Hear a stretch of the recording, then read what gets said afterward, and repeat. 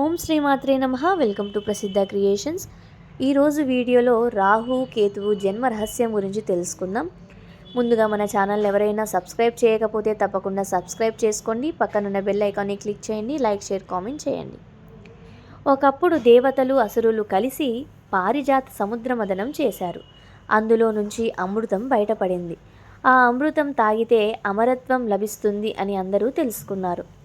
విష్ణువు మోహిని అవతారం తీసుకొని అమృతాన్ని దేవతలకే పంచుతుండగా ఒక అసురుడు దేవతల మధ్య దాగి కూర్చున్నాడు.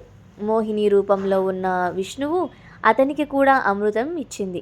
కానీ ఆ సమయంలో సూర్యుడు, చంద్రుడు ఆ అసురుణ్ణి గుర్తించారు. వెంటనే వారు విష్ణువుకు తెలియజేశారు, ప్రభు, ఇతను దేవత కాదు, అసురుడు.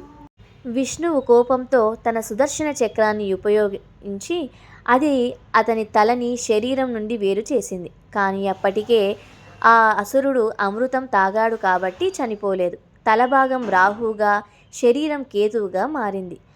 రాహుకేతువులు సూర్యచంద్రులను తమ శత్రువుగా భావించి అప్పుడప్పుడు వారిని మింగేస్తారు. అదే మనకు గ్రహణంగా కనిపిస్తుంది. ఈ కథ మనకు చెప్పేది, మోసం తాత్కాలికంగా ఫలించినా నిజం చివరికి వెలుగులోకి వస్తుంది. సత్యమే ఎప్పటికీ జయిస్తుంది. ఈ వీడియో మీకు నచ్చితే తప్పకుండా సబ్స్క్రైబ్ చేసుకోండి. లైక్, షేర్, కామెంట్ చేయండి. సర్వేజన సుఖినో భవంతు. స్వస్తి.